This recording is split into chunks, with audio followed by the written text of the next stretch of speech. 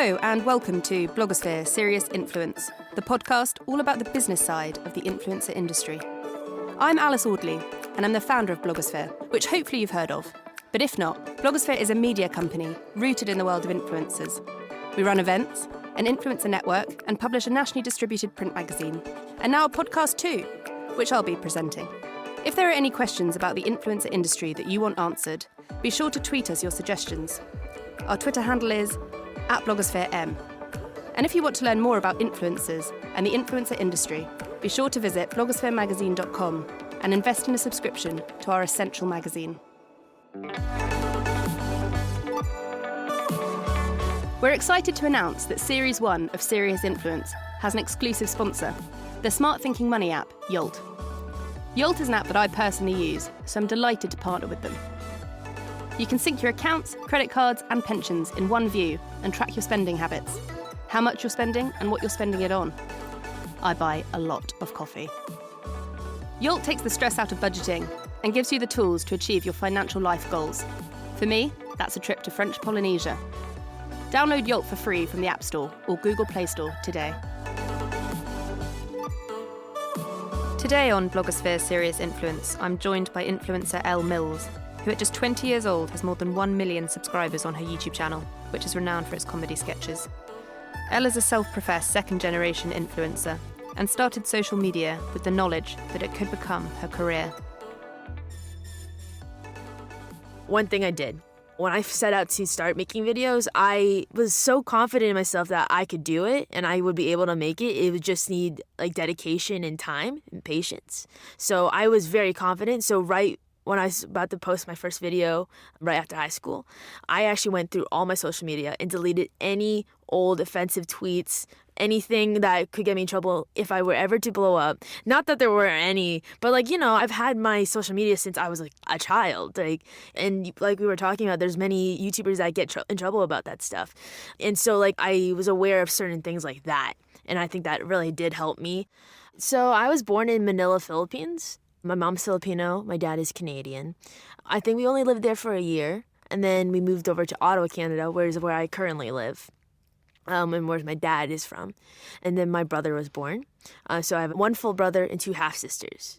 My 2 half-sisters are from my dad's first marriage, and they live in Canada as well. And so are you third child then? To my dad, yes. To my mom, I'm her first. How does that dynamic work? Because I'm a third child, and I'm always kind of firstborn, second, and then third one's often, I think, loud.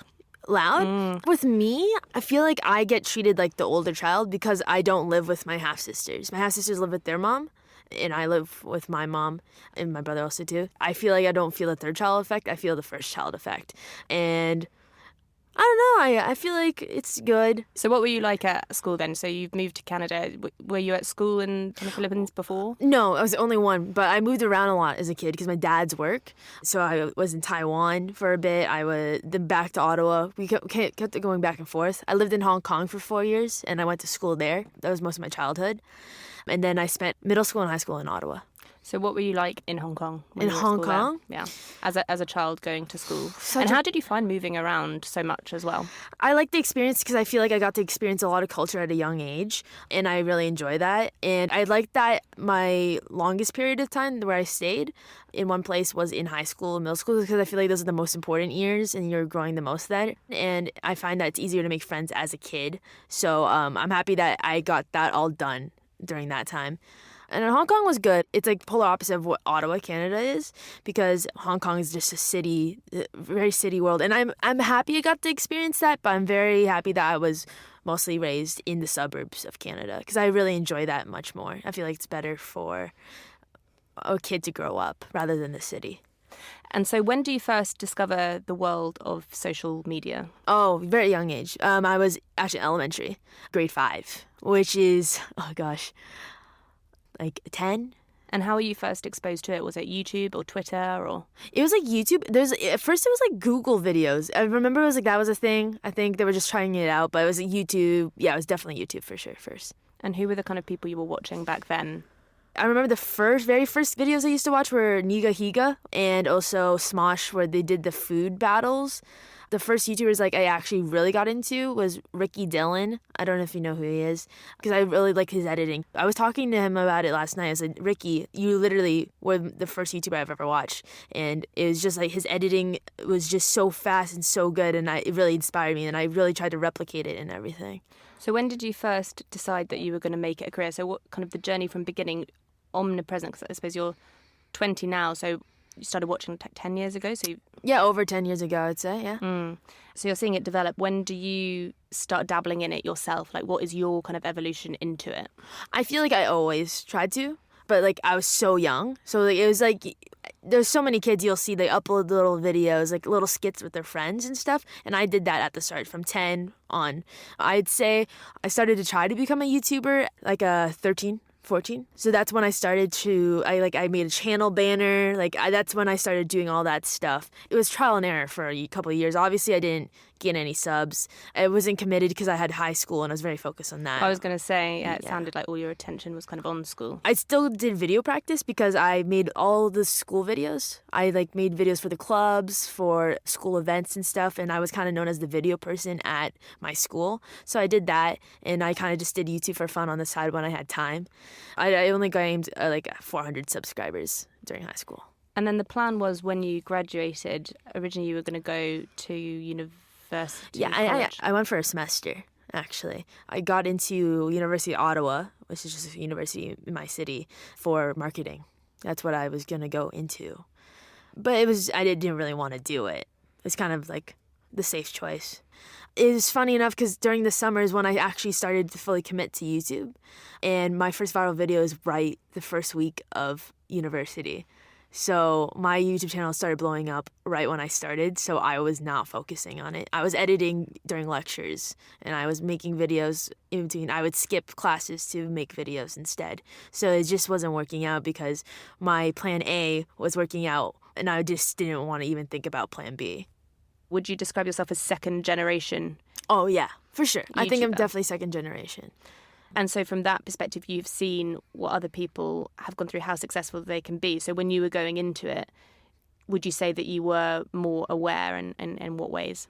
Oh, yeah, I definitely felt that. I saw the mistakes other YouTubers have made. I've seen what works. I saw what didn't work. And so I definitely put that into my channel. When did you make the switch to becoming a full-time YouTuber and it being your business? You dropped out of university. From that point, was YouTube full-time? And could you sustain yourself financially at that point? No, I definitely couldn't. End of 2016 is when I dropped out of university. I said to my parents, I want to take a semester off to focus on YouTube because it's blowing up right now. And I think if I put my focus into it, this could be something. They weren't too keen on the idea, but, they couldn't stop me. That's my decision. But I told them, just trust me, just give me 6 months. I could show you. I'll be able to do it. And so I put my all into it, and that's when I started doing it, tried to make it a career. I think it's hard with the YouTube AdSense and all that, but I think by the summer of 2017 is when it became, I could make a career out of this, and income started coming in during that time. Yeah. Would you describe yourself as kind of a YouTube comedian? Yes, I think more so. I was more so beforehand. But I guess I still say I do mostly comedy videos, yeah. How does it kind of work? Because you don't really do many brand deals, do you? No. For me, I'm lucky enough where I'm still at home. I don't have to pay rent or anything, so I'm not too focused on that. Right now, I'm really focusing on building my career because I always tell my manager this because he does find brand deals for me and all this stuff. But I find it... I just care about the content so much. I just feel like putting a brand deal in there kind of ruins it unless it's the perfect one. Obviously, there might be a perfect one in the future. But I think if you focus on that, all of that will come in the end kind of thing. But yeah, I do things outside of videos. So I did a tour. I do merch. I'd say with the videos, it's more things outside of that. So tour and merch and all that Would stuff. you be, which is great because that's completely reliant on yourself, and so you don't have to worry about other algorithms messing up and Exactly. kind of having your own site. In terms of branded deals on Instagram, would you be happier to do it on that platform? Is it like your baby is YouTube? Yeah, I still am very anal about all my social medias, especially my Twitter. there was a point where a long period of time where I said to my manager, no, any brand deals for Twitter, just tell them no, I'm not doing that. Because Twitter is where I blew up originally. And so that's like my baby, really. I actually did one brand deal. It was more a campaign on Twitter and Instagram with Wendy's, because that's one of the things I always talk about on my channel is Coke, Wendy's, and my red Converse. So I'm like, that's like everyone will get it and everyone will be really happy about it. And what was the feedback on that like? Oh, it's really well, because I talked about Wendy's so much. I made a whole video about Wendy's, and it's kind of like my thing. And so everyone was super supportive, obviously, about it. And it was really cool. Are there types of branded content that you've seen that other people are doing that you think work really well? Like, what is the key to a successful branded piece of content? Casey's relationship with Samsung is it's just so great. It's like the dream partnership, because they give him so much creative freedom. And anything where you can tell that the creator had the most creative freedom is a perfect brand deal for me. Casey gives them the idea. They say, okay, go do it. And it's just all him. You can tell that Samsung isn't telling him to do anything. They're not affecting his creative. And so, yeah. I saw recently that he was at the new Samsung launch as well, and his like important updates. This is Casey Neistat. For those who don't know who he is, he was our December 2017 cover star, which is no longer on sale, so you can't buy it. But yeah, I think you're right. His stuff is that freedom of creative control, which I think, I'm not sure how it is in Canada. That would be an interesting thing to discuss next. But brands coming on board with the like understanding that, as you know, influencer marketing is different to traditional. It's not paid media, and that the influencer knows their audience and what will work better than the brand, and the brand knows the brand better than anyone else. So you need to have those direct relationships. So you speaking to Wendy's, be like, this is how I'm going to be portraying it. And you can still get, you know, because it's a branded piece of content, the sign off, but just the freedom in between, because when something feels forced and unnatural, that's the fastest thing that an audience will spot. For sure. That's really interesting. So 2017 is a huge year for you. So you've got that 6 months to show your parents. After 6 months, what were your parents saying? They were okay with me dropping out. I think they saw the growth. They saw, especially in real life, seeing like people come up to me. The fact that there was income is like something that they're like, okay, you can do this, you know. By the time it was summer, like I had like 100 or 200K, and I had like I signed with like full screen. And so it felt like it was legit, I think, because they used to think it was just a little thing. So they understood that this is a real big deal, actually.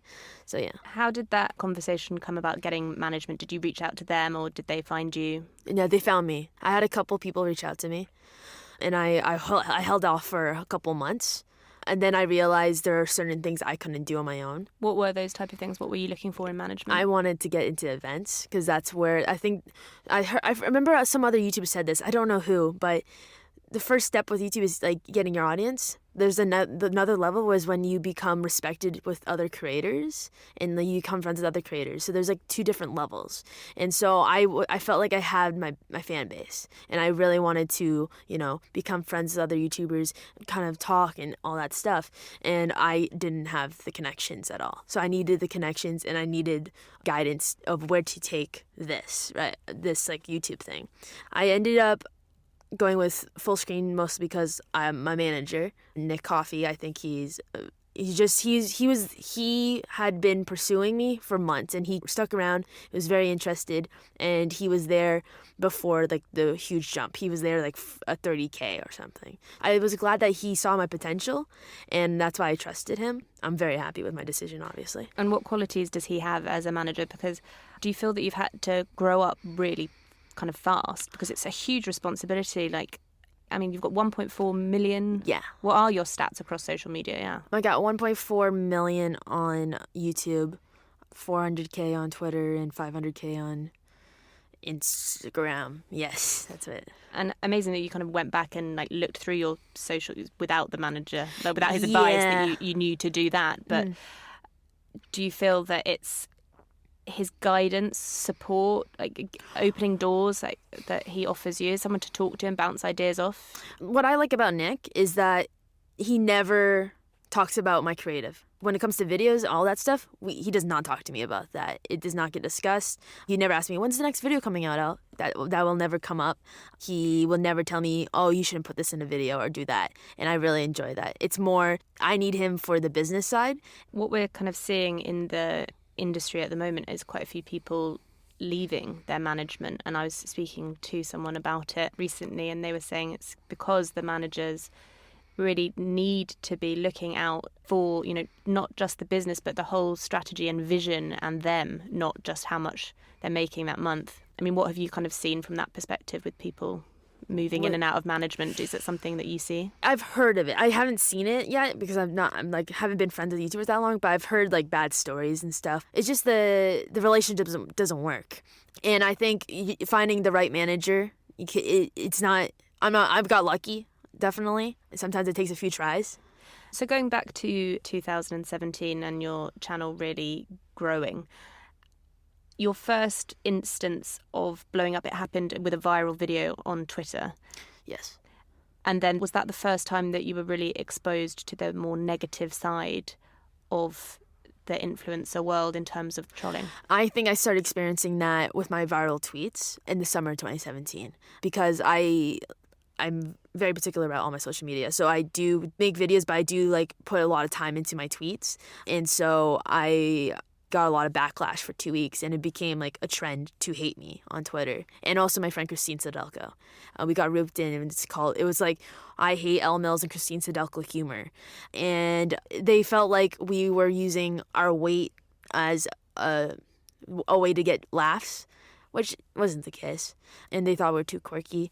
So one person quoted my tweet and said something mean, and it got 200,000 likes, and it blew up, and people saw that and said, oh, making fun of them gets likes, so it became a thing, and it was really tough. That was my first time. It was I had not experienced hate before that, and I didn't experience bullying in high school at all. I was very lucky when it came to that. It was going going from 0 to 100 overnight. And so it was just brutal. I've never seen... Yeah, what sort of things were they kind of saying, not to drag it up too much? A lot of fat jokes. Just a lot of ugly. They would point out specific flaws about me. They would just say I should die. And the most awful things. It's things that you would think you would be saying to someone who did something terribly, terribly wrong. For a good 2 days, I was oh my God, I'm a terrible person. I was but wait, what? I'm hold on a second. I took a step back. I know I'm going to come out in the right from this because I literally did nothing wrong. I just made jokes that they don't think they're funny. And that's it. And I know I kept my mouth shut, and How could you just manage to have that really mature kind of outlook? When did you just think the things that they are saying are so ridiculous that you just became kind of disassociated from it? And what were your parents? Were they aware of the situation at that time? Yeah, but I don't really talk about, my feelings with my parents. I was just in my room. My mom was very worried, obviously, as any mom is. She knows that I just need my time, and I'll get over it. And I have other people that I feel more comfortable talking to about that. It goes back to what I said about seeing other YouTubers go through that. I seen what works and what doesn't work, and I knew that I was not going to win. And I shouldn't feed in. I shouldn't give them the reaction they want. Because I had gained over 100,000 followers from that. But I knew that they weren't good followers. I knew those were people who were waiting to hate the next tweet. 100,000 people just waiting for you to say something. I ended up just making a very simple post. I didn't say anything. And then I took another week off. And then I just went right back into it. I just got back on my feet. And I just kept on muting people that if I saw hate tweets. For a while, I just I still don't have it. My notifications, I only see people I follow. I took it off. I just couldn't do it. It's obviously a lot better now. I decided to, keep my mouth shut, and it'll go away because I felt like that was what worked for other YouTubers I've seen in the past. And then when you did come back on, you're continuing to upload. So you kind of hit 1 million subscribers last. I hit 1 million subscribers in January. This year? Yes. Okay. So when did you start becoming kind of friends with Dodie, and you kind of got a bit burnt out earlier this year that were kind of discussed a bit. So what happened with that? Okay, friends with Dodie. So my first convention was in September. It was a Playlist DC, and like I said, I was a huge YouTube fan. Huge. So I was living my best life at this convention, and I was a huge Dodie fan. I walk into the green room, I see her there, I start crying, and I go up to her. I don't cry, and also didn't think I was that big of a fan. I just all of a sudden saw her, I was like, oh my god, it's Dodie. And so I walk up to her, I'm like, hi, I'm Elle, nice to meet you. And she's like, hi, and whatever. And I just told her I love her stuff, and then she followed me on Twitter. I ended up meeting Nikki and Sammy, if you know them, and also like Doug Armstrong. And they just liked me, so they kept on asking me to hang out, and Dodie liked me too, so I would just become kind of friends with everyone. And after that, it was just kind of texting and seeing each other like almost at every convention. So is that quite a natural change in relationship from fan to friend? It was weird. Because it's not a secret, I could talk about it, but like with Dodie, it turned into, I think it's because I saw her as a celebrity, it turned into a crush, and it became like a huge thing. I made so many videos about it, but like it's really embarrassing, but at the same time, I keep saying that, but I would not take it back because I made so many friends out of that. Like I wouldn't know what would happen. Also, my coming out video, which was my biggest video, that video wouldn't have been made if I didn't have a crush on Dodie, and I wouldn't have figured out my sexuality. And so, like, I'm very grateful about that. And that was this year as well. Now, it was like from September till February. In January, we got to spend 2 weeks together in LA, and I stayed with her and Evan in an Airbnb. And so, just spending a lot of time with her, I saw her as a real person, and I think that Dodie, the musician, kind of disappeared, and so did the crush because I became her friend. Do you think that conventions kind of lend themselves to breaking down those barriers in the meet and greets? Like, how do you find meet and greets? I love meeting everyone, obviously. I think everyone's so sweet, but they are exhausting, and I didn't understand that. Like, I remember when I first started, I'm like, I'm going to be super nice to every person. Every time someone comes up to me, I will never ignore them. I will always talk to them, give them the time of day, but it's easier said than done, I'd say. And I didn't realize that. And I feel like a lot of people don't realize that. And it's understandable. It's one of those things that you won't ever understand unless you've been in the position. Well, it's being 100% of yourself for a prolonged period of time, so it takes you down to feeling exhausted for the other times. 100%. It's just, you become mentally exhausted. My Summer in the City one was 4 hours long, and I was just constantly on, and you want to give each person, you want to make each person feel really special, and it takes a lot out of you. And so, in the same kind of way with your videos, you put so much work. Can you describe how you get from a beginning to an end of a video? Like, from drawing up the concept, how does that work? And do you feel exhausted by the end of it because you do put such an amount of work into it? Yeah, I am so exhausted by the end of videos. So usually the longest part is the idea. It just takes so long to think of something. It has to be something that sparks something in me, and I get really excited, and I get like butterflies in my stomach. There can be so many good ideas, people pitching them, and I'm like, it's all right, but it isn't the idea. I won't be able to make a video I'm not passionate about. For example, let's take you marrying your sister's boyfriend yes. as a story. Where does the idea come from? Okay, so I'll go specific. It usually just comes from someone saying something, and I was like on live stream, and I was like, I don't know, I'm thinking of my next video, and someone, you should get married. I'd be like, oh, that's kind of funny. I'm like, wait, and I thought about it. I'm like, I should get legally married. That's kind of funny. And then I'm like, okay, getting legally married is one thing. That's a good video. Let's step it up. I'm like, people get married up for videos all the time. What's something no one has ever done and would blow someone's mind? And I thought about it. I had to think of someone who would do it, who would be dumb enough to do it.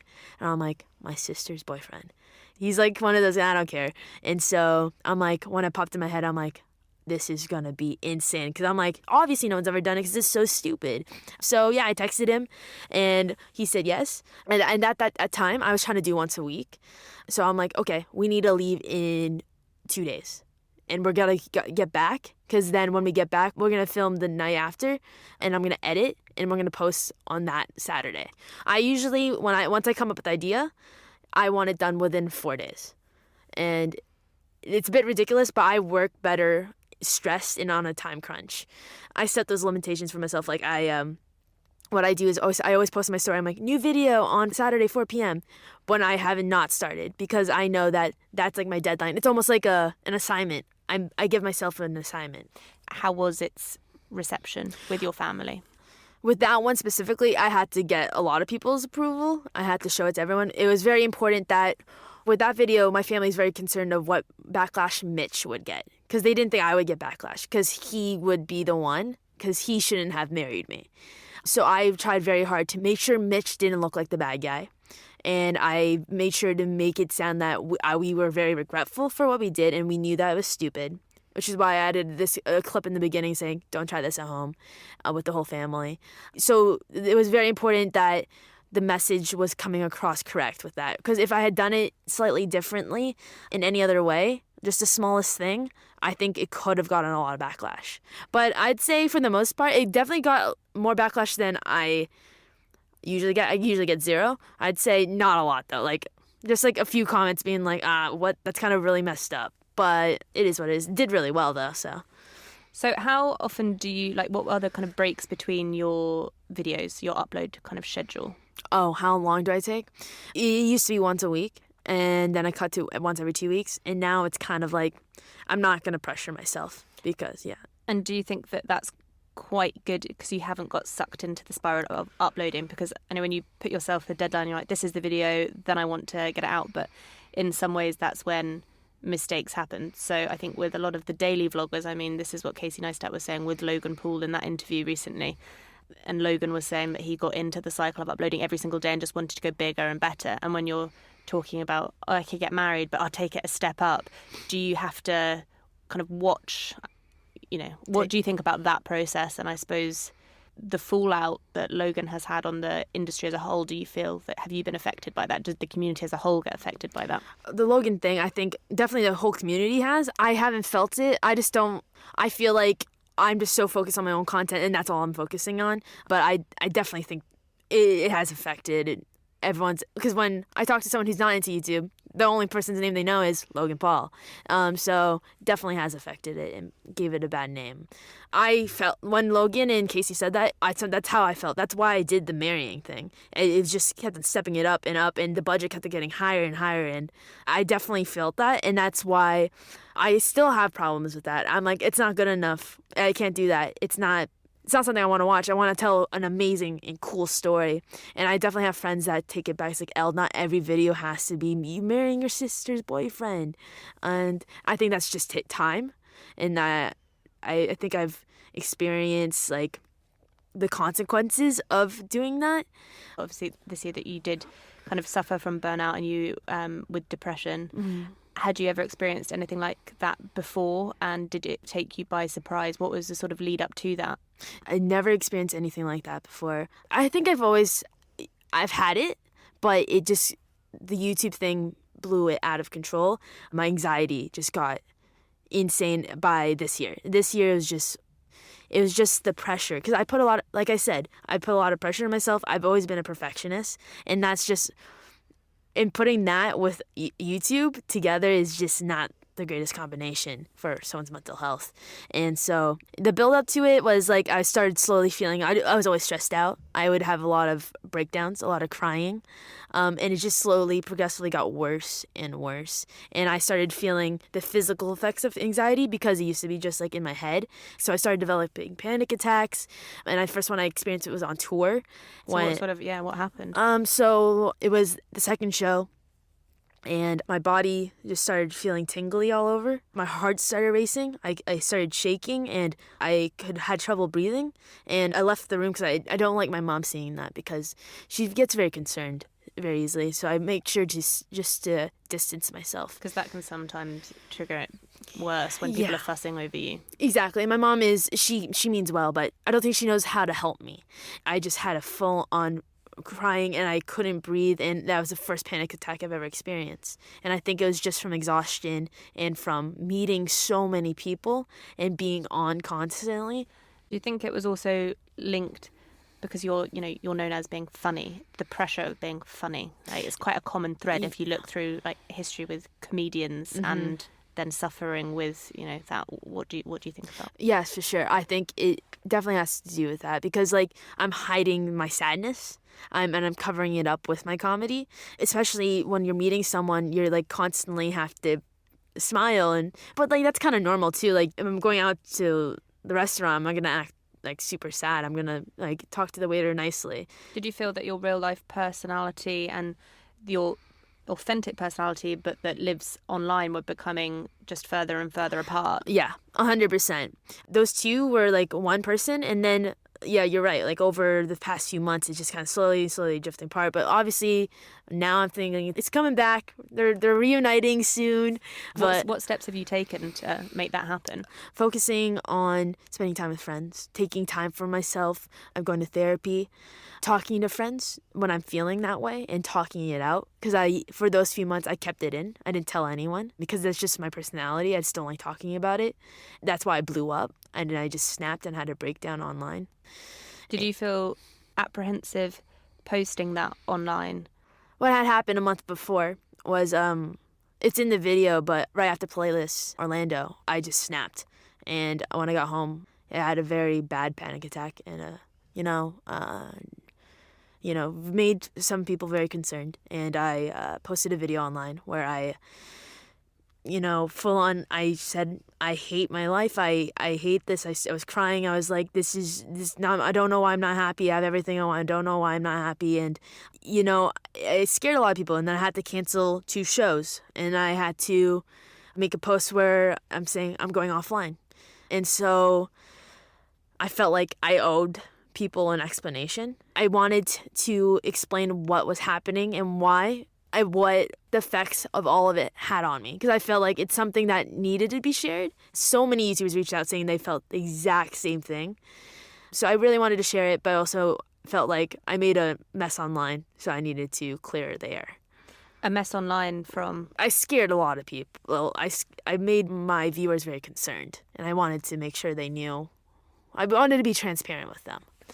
I think also important for people that want to live on social media, the pressures that do come with it as well. You thought that it would all make you kind of happy. Yeah. Have you realised what actually does make you happy now? Like, obviously you're a creative person, you like creating the good content, but that it's not about numbers, it's not about, I realize I love making videos. The video part and people liking it and wanting to watch it, what affects me is it's me. It's what YouTube does to my head. And it's like no one else's fault. It's me being hard on myself and me being so scared of losing it that my head just goes ballistic with videos and like it has to be perfect. It has to be perfect or else my YouTube career is gonna be over. It will all go away and I'm gonna have to go back to school and all this stuff. So it sort of spirals. Do you have any preventative measures in place now for when you start going down those thought processes? I talk to friends and family. My therapist tries to do breathing exercises, but I'm just like that type of person. I'm like, okay, I'll try. But like, I have a friend named Shannon. I talk to Dodie. I talk to a lot. I feel like they've experienced enough of my spirals that they know how to stop it. I have some other friends too. I have like there's like a 5 or 6 of them that I go to, and they know how to calm me down and get me back. Back to normal Elle. But usually if I'm making a video, it doesn't truly go away until the video's done and it's uploaded. And that's just how it works. So you kind of started doing a bit more fitness. Would you ever do a boxing match, Elle? No, but I love that. Honestly, I know people, it's like, I don't know, some people don't like it, but I think it's so entertaining. I can't wait to watch it. At least it's like not diss tracks. I think they're taking it big guns. I don't know. It says KSI versus Logan Paul, the boxing match. I think that it is interesting to see just where the industry can go. And I know that you're pushing boundaries kind of with your videos, but 2017 was sort of the year of diss tracks, but where YouTube can take you in other spheres. And I think it is inspiring for a lot of people to just see the infinite reach of what you can achieve. Like, where would you like to see the industry kind of going in the future? The YouTube industry? Yeah, YouTube industry, and for you personally as well, as someone that is very strategic, you know what's happening, you're very like savvy in a positive way. Where would you like to see your personal brand developing, and where do you see the YouTube brand, and is it going to be platform specific? Are we going to see something else coming on? Oh, I don't know. YouTube is so unpredictable, isn't it? Because all social media platforms they die. Like MySpace, I don't know. I'm wondering if there's going to be another thing that comes out, if YouTube's still going to be where it's at. But it's celebrities, I don't think are necessarily platform specific. I think that once you've gathered an audience, you can migrate them to other places. So I don't think that's a risk for the actual influencer. For sure. If they're able to. If they have a dedicated fan base, yeah, for sure. Well, Jeffree Star started on MySpace. Oh, yeah, Jeffree Star's killing it. Man, I love Jeffree Star. He's so funny.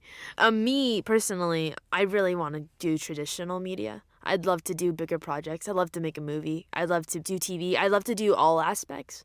I'd love to try out directing. I'd love to try out being on camera and acting and stuff. Just because I'm so intrigued by all that, and that's kind of like the ultimate dream for sure.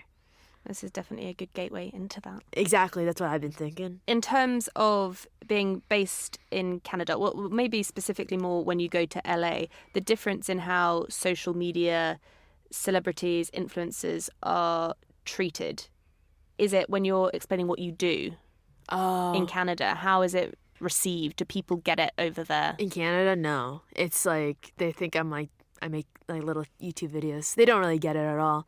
They get it when they see people coming up to me and like see a crowd, and they're like, oh, it's a thing.